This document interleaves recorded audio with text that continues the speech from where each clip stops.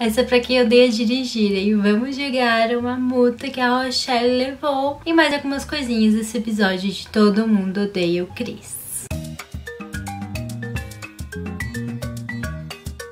E hoje a gente só lendo mais pra gosto de cultura pop, deixa um like porque me ajuda muito. Se também que tiver alguma indicação de filme, pode pôr aqui embaixo que eu vou ler, vou ver. Vocês conhecem esse seriado, ele é muito bom, fala sobre Chris, que ele vive em 1980, por aí, nos Estados Unidos. E fala como é do cotidiano do local. Brooklyn, 1985. Assim, como o nome da série diz, todo episódio começa com todo mundo odeia alguma coisa. E nesse caso foi dirigir, e eu tenho que concordar totalmente com isso, porque partindo de tudo que acontece com o protagonista e também com a mãe dele, olha, eu acho que muita gente vai achar isso também.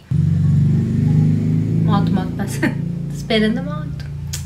Esperando, né, galera? E é muito bom que tem episódio de julgamento, porque eu posso falar sobre essa série que marcou a minha infância de muita gente. Aqui no Brasil, é tipo super famosa. Agora eu vou deixar de enrolar e contar como que aconteceu e discutir como que é um julgamento desse tipo quando é multa de trânsito aqui no Brasil. Se é igual, se é totalmente diferente. Tudo começa com o Chris, que não tem carteira de habilitação e ele quer muito dirigir o carro do pai, porém ele nunca deixa. Claro que pode. Depois que fizer 16, for pra autoescola, tirar a sua carteira. Por algum motivo ele consegue dirigir o carro e foi muito bem, e por isso Julius Rock disse no outro dia que ele poderia sim botar o carro em outra vaga, do outro lado da rua. Será que você pode mudar o carro de lugar antes de ir pro colégio? Tá. Porém, como o Chris sempre leva pior, quando ele tá ali com o carro, ele acaba encontrando a paquerinha dele. Ela comenta se era dele, se poderia dirigir, levar ela pra escola. Talvez. Mas eu tenho que ir, eu não quero pegar trânsito. Decidiu aí que ia dar umas voltinhas pela quadra, e foi bem isso que ele fez. Só atravessar a rua e parecer um bobão? Ou ser um grande cara dando a volta no quarteirão?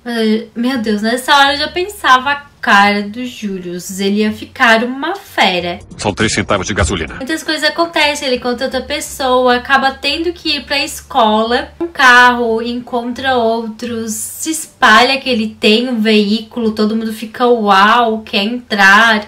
Seu segredo tá a salvo comigo. Não tá, não. E como adolescente, querendo agradar, deixa todo mundo ali. E o carro ainda pifa.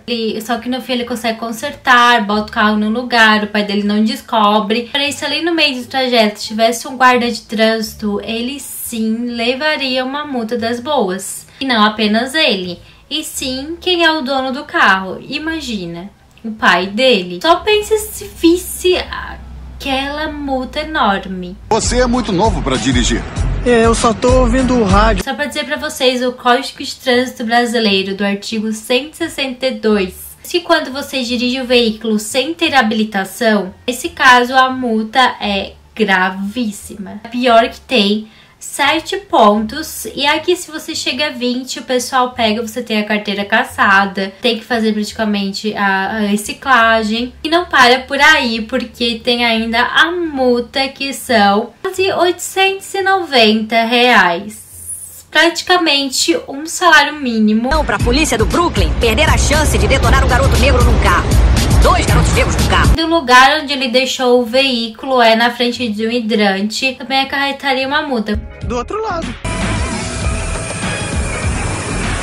Agora vamos à parte do julgamento, em que nesse momento a Rochelle ela recebeu uma multa de trânsito, então ela tem que comparecer à corte. E diz nela que ela estava em um lugar que era de 40 km por hora, passou a 50 no radar. Vou correr, eu vou a 50 acima do limite, não vou a 10. Então ela resolveu recorrer, e ali ela tem que falar com o juiz, tem que ir num lugar que tem um monte de gente para ser chamada. E aqui no Brasil você mesmo, não precisa de um advogado, pode ir ali fazer uma defesa mesmo no Detran, ou pode pegar e fazer em casa mesmo e mandar para eles. E depois de um tempo, 30 dias, tem que ser esse prazo máximo, tem que voltar dizendo se foi deferido ou indeferido. Caso sim, daí eles pedem para pagar a multa, falem com a penalidade e ainda pode recorrer para outras instâncias.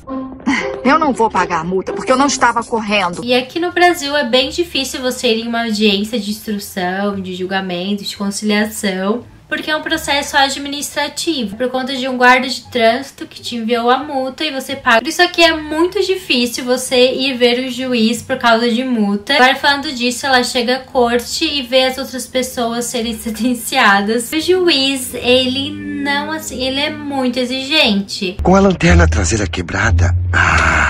10 anos! 10 anos? O quê? Só que não para por aí. Com alguns, ele é muito linha dura. Já com outras pessoas, ele simplesmente deixa pra lá, sendo que fez algo muito mais grave. Desculpa. 6 meses, prisão domiciliar. O quê? Na minha casa. E, além do mais, comenta pra passar na casa dele depois, pra ligar. Ele não foi um juiz imparcial. Como falei do artigo 144 do Código de Processo Civil em diante, você é suspeito, quando tem alguma coisa, você tem que se retirar do processo. Tá. Ok. Tá ótimo. É isso aí. Ei, pega o telefone. Só que nesse caso, além dele fazer isso, ele ainda faz como se fosse em troca de algo que elas têm que fazer depois. Então, nesse caso, pra mim seria como uma propina, como o pessoal conhece, só que passiva. Porque é ele que oferece, ele que vai atrás. Aqui também diz que você bateu na lateral de um prédio, destruiu 4 carros parados, atravessou um lago. Vou deixar você sair com uma advertência. É praticamente a mesma pena se fosse ela que oferecesse pra ele. E daí é um caso ativo, não passivo. Na próxima vez eu venho com um vestido justo e um belo decote. Então, gente, só o juiz já talvez até fosse afastado do cargo. Porém, a Rochelle, vendo isso, ela achou que poderia se safar de tudo que ela fez. Até falou, tentou argumentar. O próprio policial pegou e comentou que parou e ela falou obscenidades pra ele. Eu fiquei pessoalmente ofendido. O quê? E ali o juiz disse pra ela $50 ou 50 dias em trabalho comunitário. Nesse momento que ela pegou, tentou imitar a outra mulher que ele conseguiu safar e tudo. Eu me ponho inteira a mercê do tribunal. Eu mereço ser punida. Fez as mesmas coisas. Muito malvada. E eu mereço ser punida. Só que ele nem aí simplesmente repetiu qual seria a punição dela. Então, só pra ver que ele escolhe quem que ele quer favorecer, quem ele não quer. Então, é sim por conta dele. Isso que ela aplicou pelo nosso Código de Trânsito seria o artigo 218.2, em que fala que quando você passa acima de 20% da velocidade máxima, e a multa dela é grave, daria 5 pontos na carteira. E além do que, teria que pagar mais ou menos R$195. 50 dias ou $50. Colégio! O juiz ainda comentou que ele passou a pena para quem ficou 10 quilômetros a mais. Todo mundo que veio aqui hoje disse a mesma coisa. Os que estavam da 50 numa de 40 ou a 60 numa de 50. Nisso ela notou que ela tinha falado com algumas pessoas que realmente tinham passado só 10 quilômetros do que era permitido. 10 quilômetros acima do limite, dá pra acreditar. E por isso ela alegou que talvez a culpa fosse do policial. Exatamente 10 quilômetros do limite. E assim, o juiz teve que falar pra ele, perguntar se ele calibrou ali o radar. Você fez a calibragem do seu equipamento de radar? Não fiz. Tanto ela como os outros que estavam ali do retirado. Caso encerrado. E assim, ela ganhou o processo, ficou muito, muito feliz, dançou tanto, que o juiz disse que foi uma afronta. E isso, né, ela pegaria um tempinho de cadeia e seria maior do que esses $50 de multa que ela tinha que pagar. Achei um desacato ao tribunal. Vai pagar $80. Ai, que droga! Pra mim não foi válido. Ele só queria punir ela porque estava de saco cheio, porque não foi a cara dela, por ela ter ali comido na hora do tribunal, por ela ter feito desordem antes, por tudo que ela fez. Ele só queria punir de algum jeito. Eu não achei que foi certo da parte dele, foi bem parcial também. Pra mim, eu só simplesmente tiraria a multa dela, tudo, e deixaria ela ir. Se eu fosse o juiz daqui, na verdade, ela nem me veria, né?